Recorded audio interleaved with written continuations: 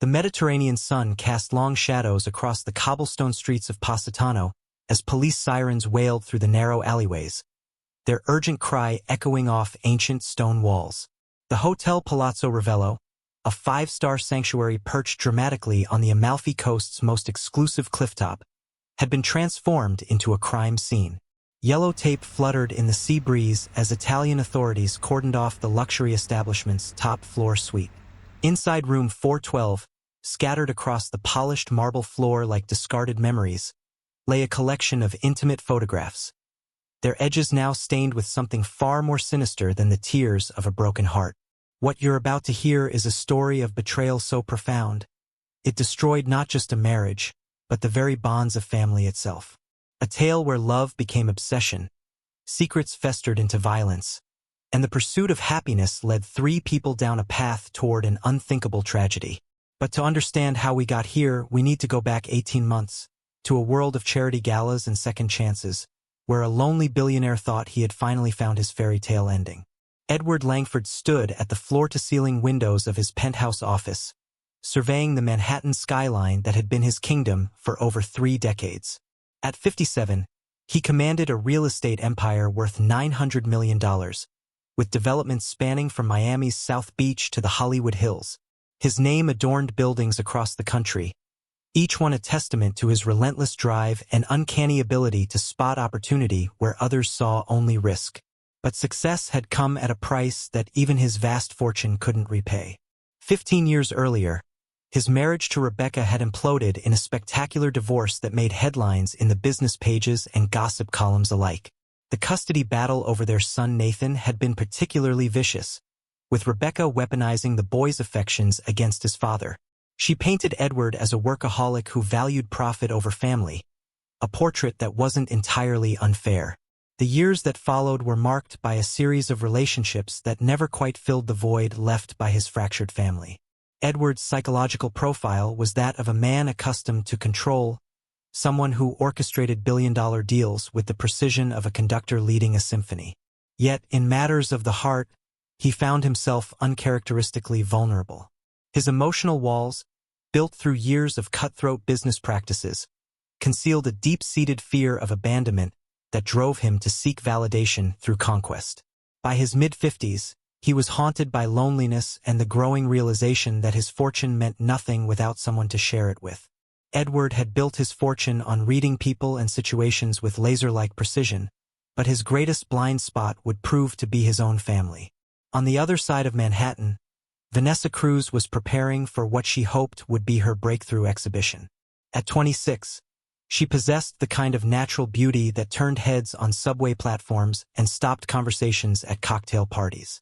Her Mexican-American heritage had blessed her with striking features, luminous dark eyes, olive skin that seemed to glow from within, and a smile that could disarm the most skeptical art critic. But beneath her polished exterior lay a more complex story. Vanessa had grown up in a middle-class family in Queens, where her parents worked double shifts to send her to college. They had sacrificed everything to give their daughter opportunities they never had, and Vanessa felt the weight of their expectations with every breath she took. At NYU, where she'd studied art history on a partial scholarship, Vanessa had quickly learned that talent alone wasn't enough to survive in New York's competitive cultural landscape. She developed an almost supernatural ability to read wealthy men's needs and desires, understanding intuitively what they wanted to hear and how they wanted to be seen. This wasn't manipulation in the traditional sense.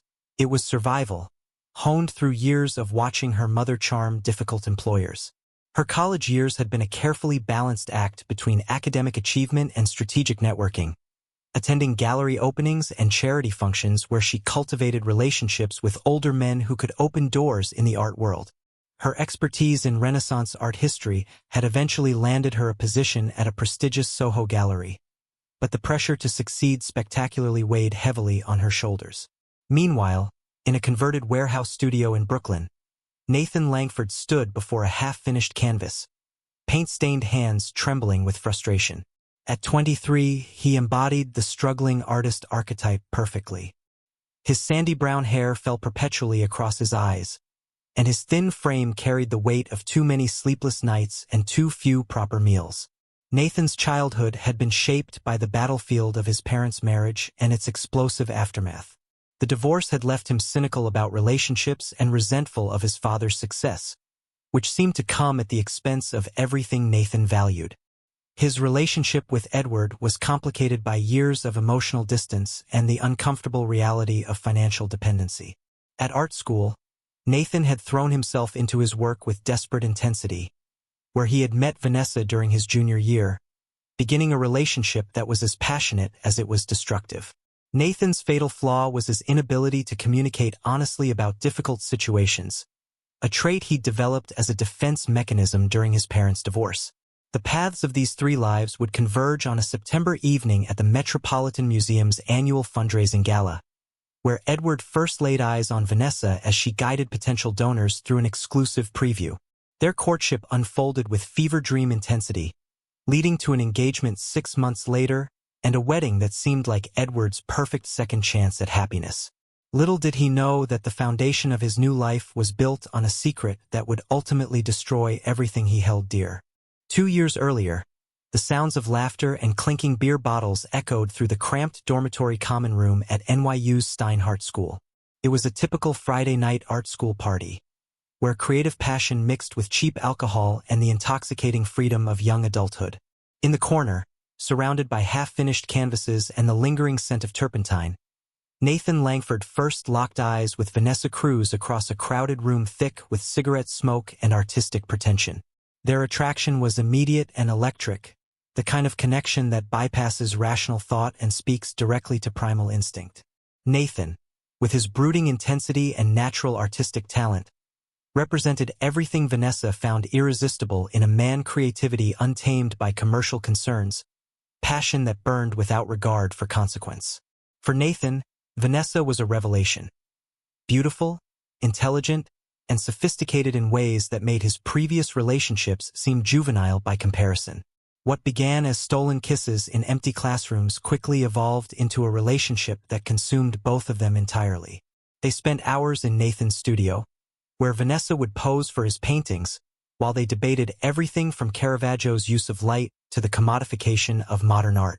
Their creative collaboration was intense, with Vanessa's art history expertise complementing Nathan's raw talent. She would research techniques and historical context while he translated emotion onto canvas with a skill that left professors speechless. But their sexual chemistry was perhaps even more powerful than their artistic connection. They made love with the desperate intensity of two people who understood that youth and passion were fleeting gifts. Their relationship became the stuff of art school legend. The beautiful curator in training and the tortured painter whose love affair burned so brightly it seemed destined to consume itself. The cracks began to show during their second semester together. Nathan's emotional immaturity, a byproduct of his fractured family background, clashed violently with Vanessa's increasingly focused ambition. While she planned gallery internships and networking events, Nathan preferred to lose himself in his art, sometimes disappearing for days without explanation. Their fights were as passionate as their reconciliations, creating a cycle of destruction and renewal that left both of them emotionally exhausted. The end came during spring break of Vanessa's senior year. Nathan had been accepted to a local graduate program but refused to discuss their future together, retreating into his familiar pattern of emotional withdrawal whenever conversations became too serious. Vanessa, facing job offers in Manhattan and the pressure of launching her career, realized she couldn't build a life with someone who refused to engage with reality. Their final argument took place in his studio, surrounded by paintings that documented their entire relationship. When she walked out that night, both of them knew it was over. The geographical separation that followed made their breakup final. Nathan remained in the artistic bubble of Brooklyn, nursing his wounds and throwing himself deeper into his work. Vanessa moved to Manhattan, where the demands of her new position at the Soho Gallery left little time for reflection on past relationships. They never spoke again, each moving forward with the assumption that their paths would never cross again. The relationship had ended 8 months before Vanessa would meet Edward Langford at that fateful museum gala, a detail that would later prove crucial in understanding the timeline of deception. Nathan discovered his father's engagement the way most young people learn shocking family news in the digital age, through social media. A tagged photo from the engagement party appeared in his Instagram feed, showing Edward beaming beside his radiant fiancée. The shock of recognition hit Nathan like a physical blow. There, in an elegant black dress with her hair swept up in the sophisticated style, he remembered her perfecting for gallery openings, stood Vanessa Cruz. His Vanessa, the woman who had once whispered his name in the darkness of his studio, was now wearing his father's ring. The rational response would have been to call Edward immediately, to explain the coincidence and clear the air before the situation became more complicated. But Nathan's fatal flaw, his inability to confront difficult emotional situations, paralyzed him. Instead, he stared at the photo for hours, torn between disbelief and a growing sense of inevitability. He told himself he would find the right moment to speak up, but that moment never came. The wedding day arrived with all the pomp and circumstance Edward's wealth could provide. The ceremony took place at an exclusive venue in the Hamptons, with 200 carefully selected guests bearing witness to what they believed was a perfect union. Nathan attended as the dutiful but distant son, arriving late and sitting in the back row where he hoped to avoid notice. The moment Vanessa appeared at the back of the aisle, resplendent in a custom Vera Wang gown, both she and Nathan felt the world tilt on its axis.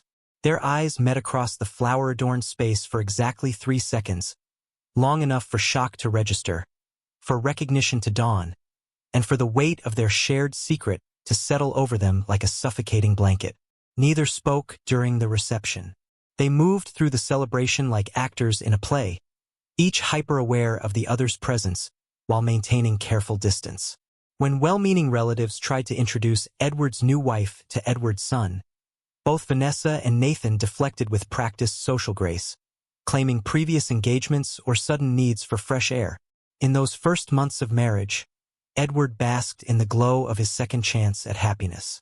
He interpreted Vanessa's nervous energy as the natural adjustment period of a new bride, never suspecting that her sleepless nights were caused by guilt rather than excitement.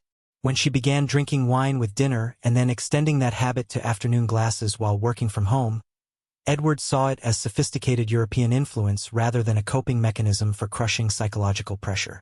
His attempts to rebuild his relationship with Nathan, now that he had found personal happiness again, only made the situation more torturous for everyone involved. Family dinners became exercises in careful choreography, with Vanessa and Nathan navigating around their shared past, while Edward remained blissfully unaware of the emotional minefield surrounding him. The near-miss revelations came with increasing frequency as the months passed, each one leaving Vanessa more shaken and Nathan more desperate to escape the suffocating weight of his silence. The mahogany desk in Edward's home office had witnessed countless million-dollar deals, but on this particular Tuesday afternoon, it would become the altar upon which his entire world would be sacrificed. He was searching through Vanessa's belongings for her passport, planning the surprise anniversary trip to the Amalfi Coast that he believed would mark the beginning of their second year of marital bliss. The irony wasn't lost on him later. He was preparing a romantic gesture when he stumbled upon the evidence that would destroy everything. Vanessa kept her important documents in an antique leather portfolio tucked inside her massive art history tome on Renaissance masters. As Edward carefully moved the heavy book, a small stack of photographs slipped out, scattering across the polished wood surface like fallen leaves. At first glance, they appeared to be typical college party photos. Young people laughing, embracing, living the carefree life that youth afforded. But as Edward's eyes focused on the images, confusion gave way to recognition, and recognition crystallized into horror. There was Vanessa, younger and softer around the edges, her hair longer than she wore it now. She was pressed against a shirtless young man, their bodies intertwined in unmistakably intimate poses. The photos captured private moments, stolen kisses in what appeared to be an artist's studio, tender embraces on a fire escape, passionate encounters that spoke of deep familiarity and sexual history. Edward's hands began to tremble as he picked up each photograph, his businessman's eye for detail now working against him. The young man's face became clearer with each image, and when Edward saw the distinctive Celtic knot tattoo on the man's shoulder blade, the same tattoo he'd noticed on Nathan during a rare shirtless moment at the family pool, his world tilted completely off its axis. The physical response was immediate and overwhelming.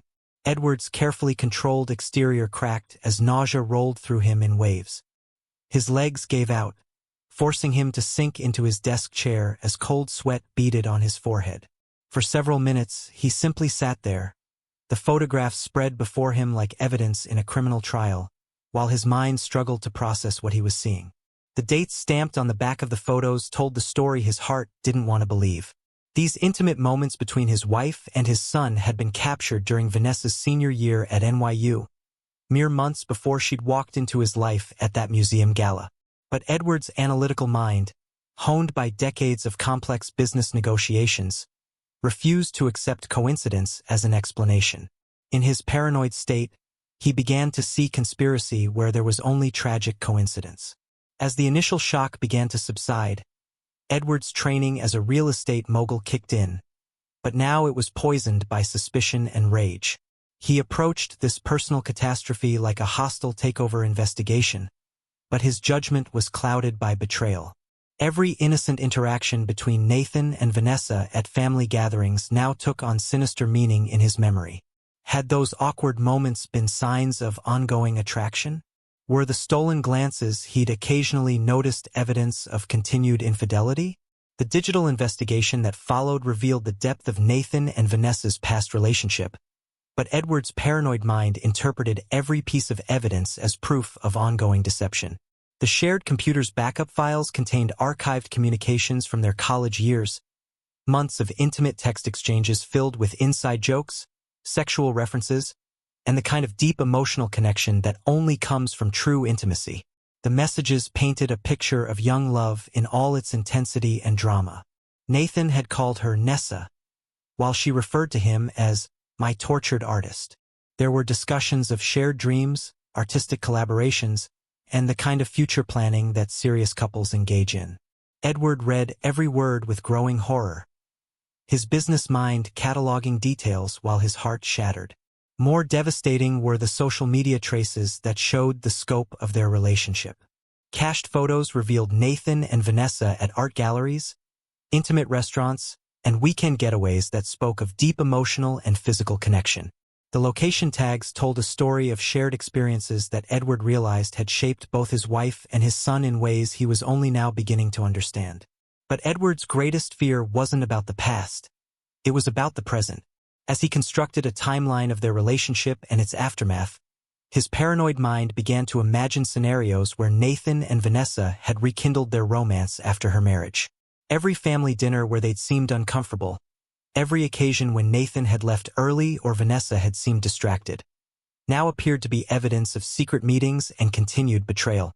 The psychological torture that consumed Edward over the following weeks was rooted in his inability to distinguish between past transgression and ongoing deception. In his mind, the fact that neither Vanessa nor Nathan had revealed their history was proof of malicious intent. Why else would they keep such a significant secret unless they were planning to continue what they'd started in college? Edward's mental state began to oscillate between explosive rage and calculating coldness. He found himself studying Nathan with new eyes during their infrequent interactions, looking for signs of guilt or continuing attraction to Vanessa. Every casual comment, every glance, every moment of awkwardness was filed away as evidence of the conspiracy he was certain existed. Similarly, he began to analyze Vanessa's behavior with forensic intensity. Her nervous habits, which he'd previously attributed to adjustment stress, now seemed like obvious signs of a guilty conscience. Her occasional mentions of Nathan, her suggestions for family gatherings, even her interest in his son's artistic career all became suspect in Edward's increasingly paranoid worldview. The business mindset that had made Edward successful now worked against him as he treated his personal crisis like a corporate espionage case. He began to plan his response with the same methodical precision he'd once applied to hostile takeovers, but his judgment was fatally compromised by his emotional state. The anniversary trip to Italy would proceed as planned, but now it would serve as the stage for a confrontation that Edward was certain would expose the ongoing betrayal he believed his wife and son were perpetrating. As the departure date approached, Edward's ability to maintain his facade became increasingly strained. Business associates noticed his distraction, his unusual mood swings, and the cold intensity that had replaced his typically warm demeanor. But Edward was beyond caring about appearances. He was consumed by the need to confront what he was certain was an ongoing conspiracy that had made him a fool in his own home. The truth, that Nathan and Vanessa had maintained no contact since their college breakup, and were as shocked as anyone by the coincidence of her marriage to his father, would never penetrate Edward's paranoid certainty that he was the victim of an elaborate and continuing deception. The Hotel Palazzo Ravello clung to the cliffside like a fortress carved from ancient stone, its presidential suite offering sweeping views of the Mediterranean that stretched endlessly toward the horizon. Edward had chosen this location with calculated precision, remote, luxurious, and most importantly, private. The suite's marble bathroom dominated one corner of the room, featuring a massive soaking tub that would soon serve a purpose far different from relaxation. For 24 hours, Edward played the role of devoted husband flawlessly. He arranged champagne service, surprised Vanessa with her favorite flowers, and even hired a private chef to prepare dinner on their terrace. Vanessa glowed with genuine happiness, photographing every romantic detail and thanking Edward repeatedly for such a thoughtful gesture.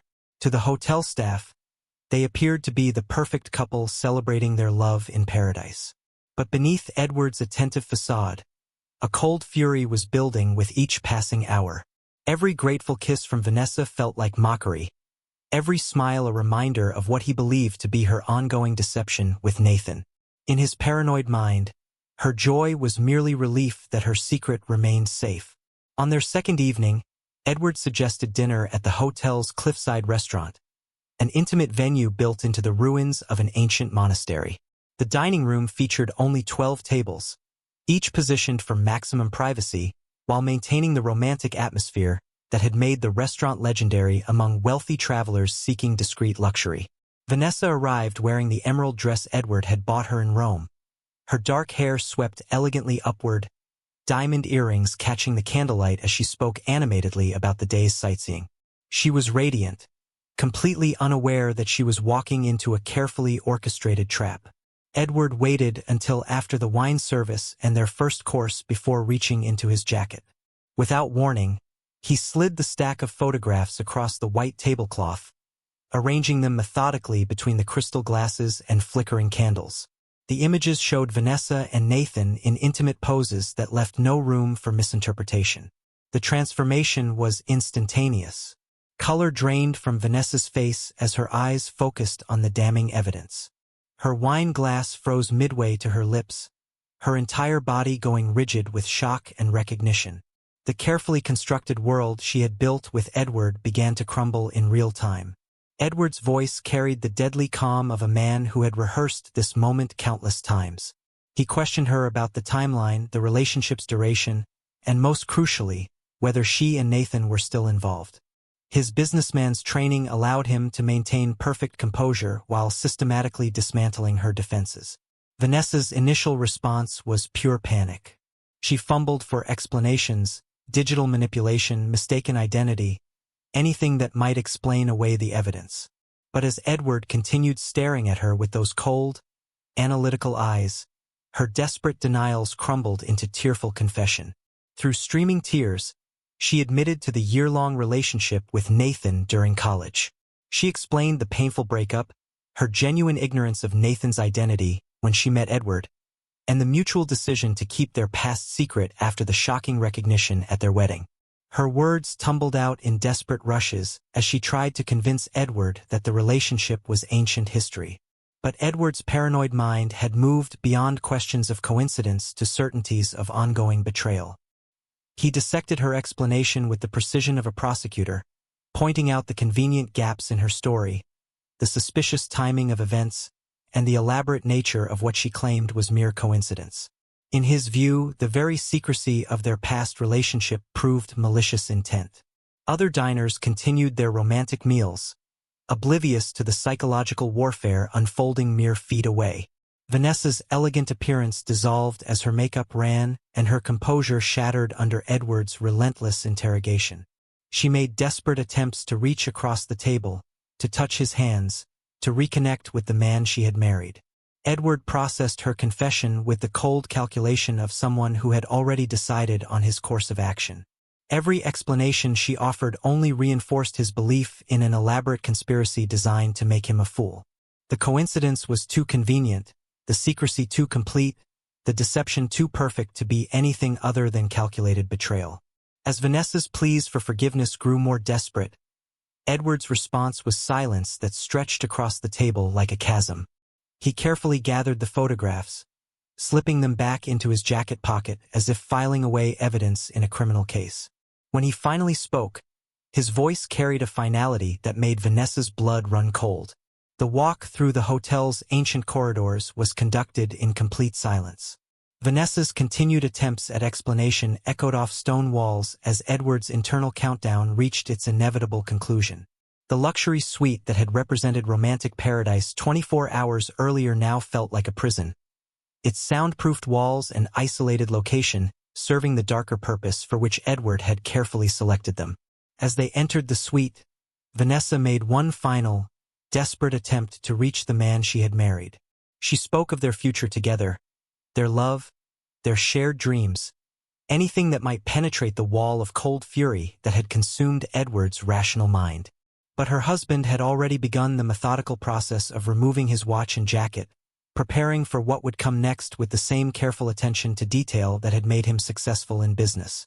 The marble bathroom that had seemed so luxurious now loomed like an altar of judgment.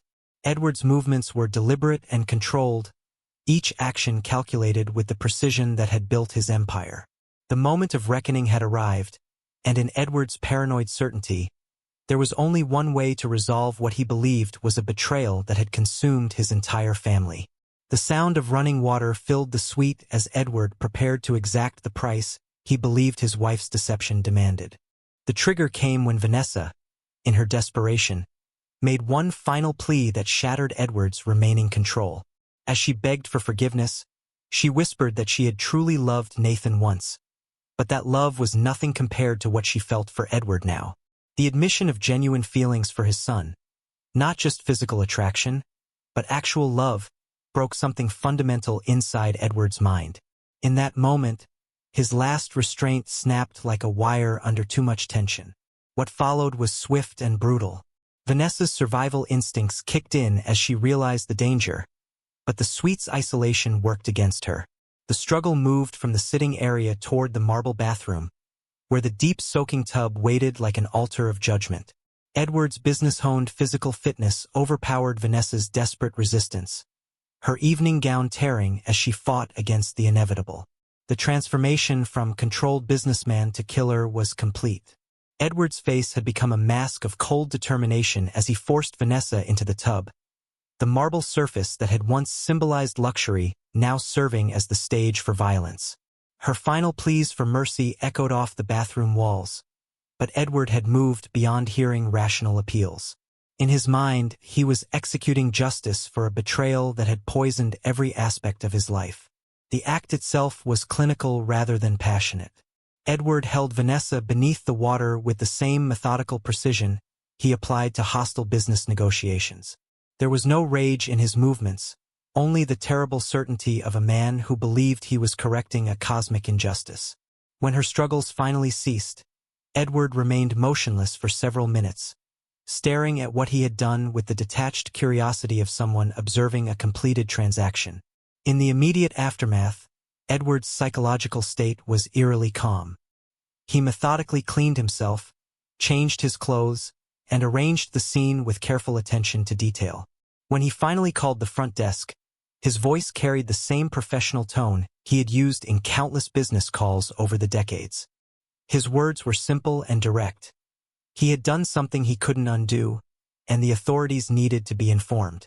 The Italian police arrived within 20 minutes, followed closely by hotel management and emergency medical personnel. The scene they discovered would haunt seasoned investigators for years. Vanessa's body was found in the marble tub, her emerald dress floating around her like seaweed. The contrast between the luxury surroundings and the violence that had occurred created a surreal crime scene that seemed torn from a nightmare. Edward offered no resistance when the carabinieri placed him under arrest. His cooperation was complete and unsettling, as if he were facilitating a routine business transfer rather than being charged with murder. When questioned about his motives, Edward's response became the case's defining moment. "She broke two parts of me as a father and as a husband." The statement revealed the depth of his paranoid belief that Vanessa and Nathan had conspired against him. International media descended on the Amalfi Coast within hours, transforming the peaceful resort town into a circus of reporters and camera crews. The story had everything that guaranteed worldwide attention: wealth, beauty, family betrayal, and exotic location. Headlines screamed about the billionaire's revenge and the Amalfi Coast murder, while tabloids speculated about the sordid details of the family's hidden secrets. Back in New York, Nathan learned of his stepmother's death and his father's arrest through a phone call from police detectives. The shock was compounded by crushing guilt as he realized his silence about the past relationship had contributed to the tragedy. During his interrogation, Nathan's anguish was evident as he struggled to explain the innocent coincidence that his father had interpreted as malicious conspiracy. The investigation revealed the full scope of Edward's paranoid misinterpretation of events.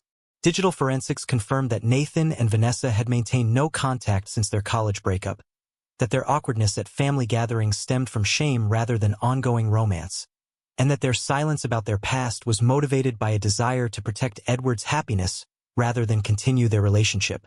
Edward's confession during police interviews was comprehensive and unrepentant. He detailed his discovery of the photographs, his investigation into their past relationship, and his growing certainty that they were betraying him. Defense attorneys struggled with a client who refused to claim temporary insanity or diminished capacity, instead insisting that his actions were justified by the magnitude of the betrayal he believed he had suffered. The trial, when it came, was brief and decisive. Edward pled guilty to murder in the first degree, rejecting all attempts by his legal team to pursue alternative defenses. The judge's sentencing remarks focused on the dangers of domestic violence and the tragedy of a successful man's descent into paranoid rage. Edward received life imprisonment without possibility of parole. Nathan was left to carry the burden of survivor's guilt, knowing that a moment of honesty about his past relationship with Vanessa might have prevented the tragedy. The Langford business empire collapsed as partners fled and investors withdrew their support, unable to separate the company from its founder's notoriety. Vanessa's family mourned not just her death, but the future that had been stolen from a young woman whose only crime was falling in love with two men from the same family at different times in her life. The art community remembered her passion and potential, establishing a scholarship in her name for promising young curators. In the end, 3 lives were destroyed by secrets that should have been shared, paranoid assumptions that replaced trust, and a moment of honesty that came far too late to prevent an irreversible tragedy.